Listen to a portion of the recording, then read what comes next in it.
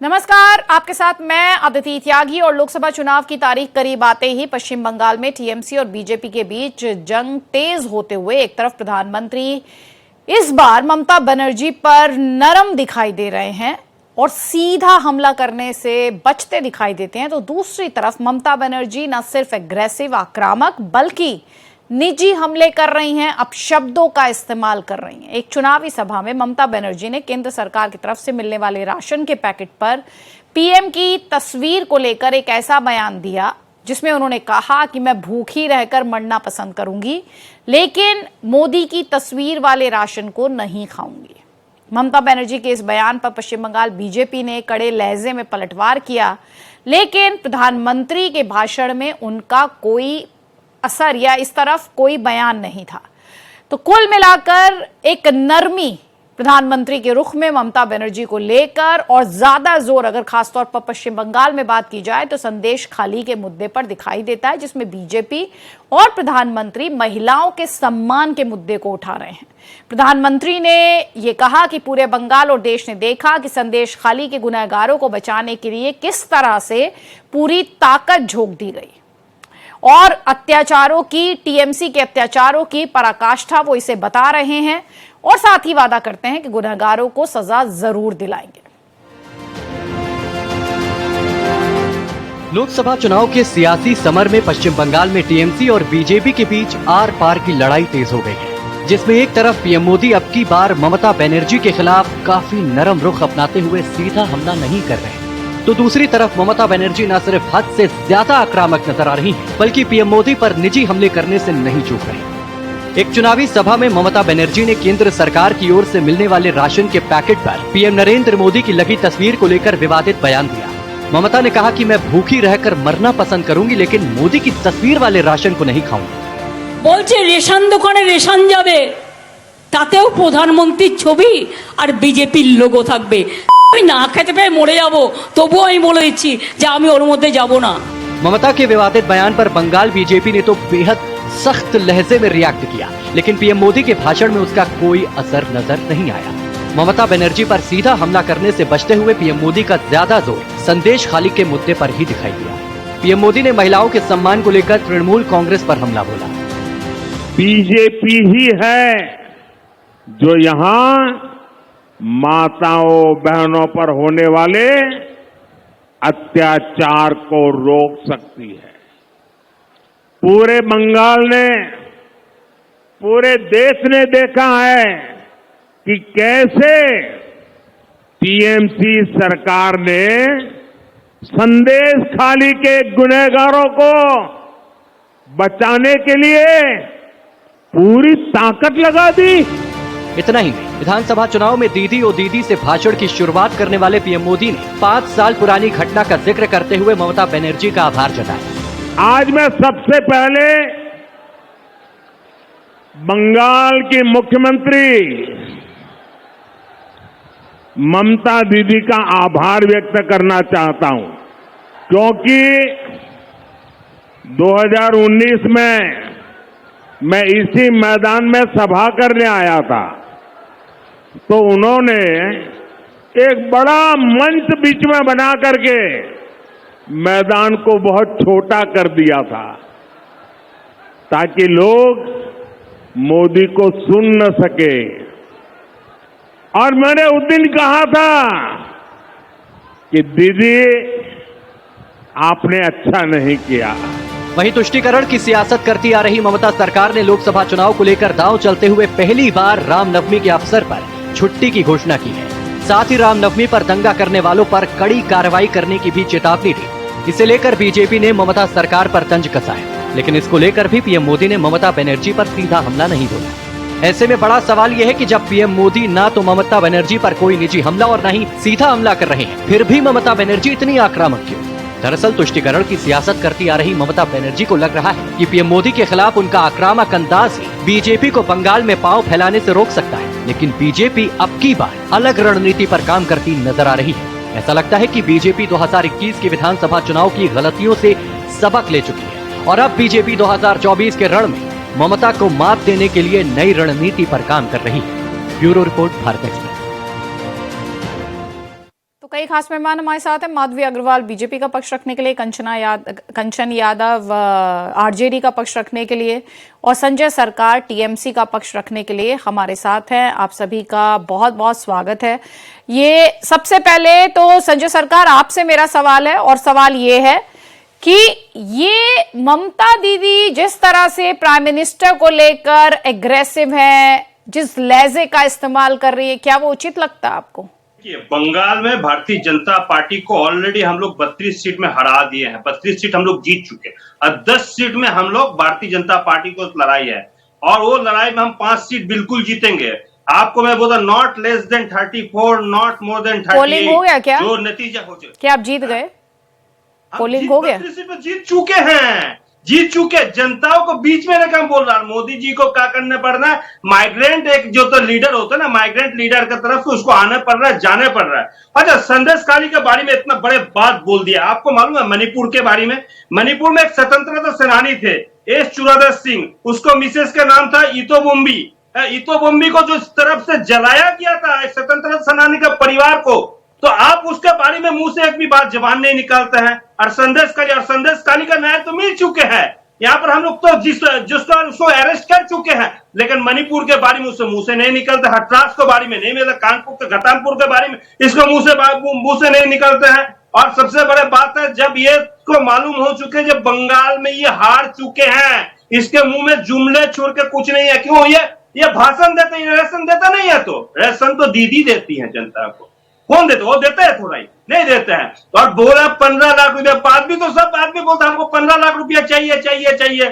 10 साल में 20 करोड़ की नौकरी चाहिए। घर घर में पूछ रहे नौकरी कहाँ? आप डिसाइड कीजिए, आपको किस मुद्दे पे बात करनी है। पहली बात, नहीं सुनिए ना, आप जीत चुके हैं, सुन लीजिए संजय सरकार, सुन लीजिए प्लीज। बहुत देर से सुन लिया मैंने आपको। डिबेट में टू द पॉइंट बात करेंगे। 10 सेकंड सुनिए, करिए बात पूरी करिए, चलिए 10 सेकंड। अच्छा, मोदी जी के बारे में आज क्या बोला मालूम है? दिलीप घोष उसको जो मतलब जो उपाध्यक्ष भारतीय जनता पार्टी को मेंबर ऑफ पार्लियामेंट बोले, जो ये सुनते कोई भी 15 लाख के बाद सुनते कोई भी आदमी तो मर भी चुके हैं, गुजार भी चुके हैं।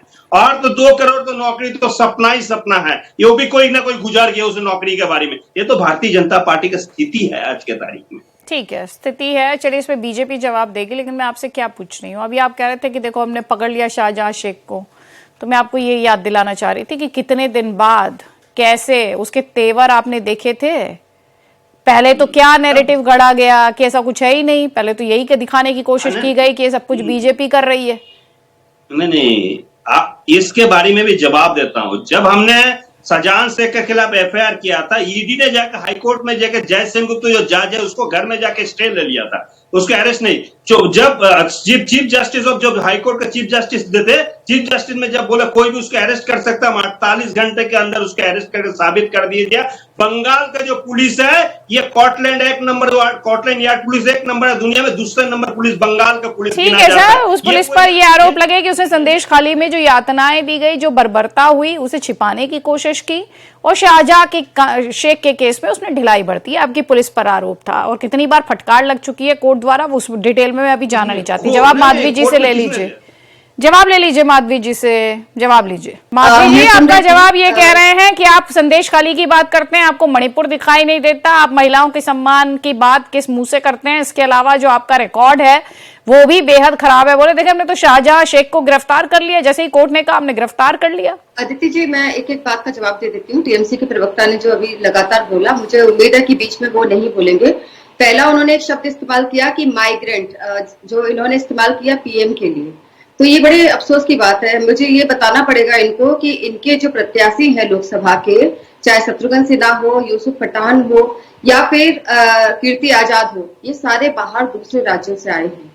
तो ये किस तरीके से देश के प्रधानमंत्री के लिए इस तरीके के शब्द का इस्तेमाल कर रहे हैं, आप समझ सकते हैं कि एक प्रवक्ता होके टीएमसी के, जब इनकी ऐसी भाषा शैली है, तो फिर ये कहाँ से सीख रहे हैं? इनको तो शिक्षा मिल रही है ममता जी से। ममता जी जिस तरीके से पीएम को लताड़ती रहती हैं और जिस तरीके से अपशब्दों का लगातार वो इस्तेमाल करती रहती हैं, तो ये शिक्षा उनसे मिली। दूसरा, इन्होंने कहा कि महिला सुरक्षा की बात है, तो मैं बार बार ये कहूंगी कि एक महिला मुख्यमंत्री, जो कि देश भर में अब एकमात्र महिला मुख्यमंत्री है, तो एक महिला मुख्यमंत्री होने के नाते उनको ना कि महिलाओं का संरक्षण करना चाहिए, ना कि उनको अपराधियों का संरक्षण करना चाहिए। ठीक है, आप ये कह रहे हैं कि अपराध, जी जी मुझे आपकी आवाज आ रही है। अब एक जवाब जल्दी से कंचना जी का ले लेते हैं यहाँ पे। ये जो राजनीति हो रही है, राज्य दर राज्य लोकसभा इलेक्शंस है, हर पार्टी अपने अपने हिसाब से मुद्दे तलाश रही है और उन्हें पकड़ने की कोशिश कर रही है, लेकिन हम देख रहे हैं जो नैरेटिव गढ़ा जा रहा है उसमें लड़ाई कहीं ना कहीं करप्शन, परिवारवाद और महिलाओं के सम्मान के इर्द गिर्द ही है। देखिए, मैं आपसे, अगर मेरी आवाज आ रही है, मुझे बैक आ रही है, तुरंत चेक जी जी एको आ रहा है, मैं फिक्स कराती हूँ आपका, आपको जो एको आ रहा है वो फिक्स कराती हूँ। कंचना जी आप बात रखें। जी देखिए, जब कोई भी सत्ता में आता है 5 साल के लिए आता है और 5 साल के बाद जब वो अगले चुनाव में जाता है तो अपने 5 साल का पूरा रिपोर्ट कार्ड देता है। लेकिन प्रधानमंत्री नरेंद्र मोदी जी और भारतीय जनता पार्टी 10 साल पूरे सत्ता में रहे और 10 साल रहने के बावजूद आज तो उनको अपना रिपोर्ट कार्ड हर एक रैली में जाकर दिखाना चाहिए और उस पर चुनाव लड़ना चाहिए, लेकिन उनका वो चुनावी मकसद है ही नहीं। उनका मकसद है कि वो 2014 में जिस मुद्दे पर चुनाव लड़े थे उसी मुद्दे पर 14 में भी लड़े, उसी 19 में लड़े और उसी मुद्दे पर वो 2024 में भी लड़ना चाह रहे, जबकि वो पूरी तरीके से विफल है। और विफल है इसलिए मैं कह रही हूँ आपको, क्योंकि जिन नेताओं पर उन्होंने लगाया आरोप कि भ्रष्टाचारी है, उनका तो उन्होंने लाल कालीन बिछाकर स्वागत किया, और जिन पर उनको परिवारवाद का जिन पर आरोप लगाया 80% जो एनडीए परिवारवाद फैमिली से आते हैं। कल मोदी जी जमुई में थे, बिहार के जमुई में थे, वहां पर चिराग पासवान जी के जो जीजा जी हैं उनके रैली में वो गए हुए थे, शामिल हुए थे, लेकिन एक बार भी मंच से उन्होंने परिवारवाद का नाम नहीं लिया, क्योंकि उनको मालूम है जिस कैंडिडेट के लिए आए हैं वो खुद परिवारवाद से है। ये अपने आप में ही खराब नैरेटिव है जिसपे पूरा चुनाव लड़ने की कोशिश की जा रही है। इसमें सिर्फ और सिर्फ किसी का नुकसान है तो जनता का नुकसान है, क्योंकि उनके मुद्दों से, मैं ये नहीं कहती कि वो उनके मुद्दों ठीक है, आप सुविधावादी और अवसरवादिता की राजनीति का जिक्र करिए। ममता बनर्जी जो हैं वो एग्रेसिव दिखाई देती हैं और खास तौर पर एक टिप्पणी उनकी जो कि बहुत सुर्खियों में भी रही, एक अपशब्द के इस्तेमाल को लेकर, उसे लेकर भी बहुत ज्यादा डिस्कशंस आपने देखे होंगे। संजय सरकार, यहां पर इलेक्शंस में जिस तरह से बात की जाती है, कम से कम ये गुंजाइश तो रहनी चाहिए कि जब दोबारा आमना सामना हो तो किसी तरह से मुंह ना छिपाना पड़े, लेकिन क्या ये माना जाए क्योंकि बीजेपी चैलेंज करती दिखाई दे रही है, एक परसेप्शन है कम से कम कि बीजेपी चैलेंज कर रही है टीएमसी को उसके गढ़ में, इसी को देखते हुए ये एग्रेशन, ये एग्रेसिव स्ट्रैटेजी ममता बनर्जी ने इख्तियार की है? जिसका पार्टी 0 सन्नाटा है, अब उसको बारे में आप बोलने चालू कर, वो भी 10 सीट में वो हम लोगों के साथ फाइट कर रहे हैं और 32 सीट में हम जीत गए हैं, और हम जीत गए बोल के आज मोदी जी को भाषण भी नरम हो चुके हैं। एक 0 सन्नाटा का बारे में अगर कुछ बोलेंगे तो हम सुनेंगे।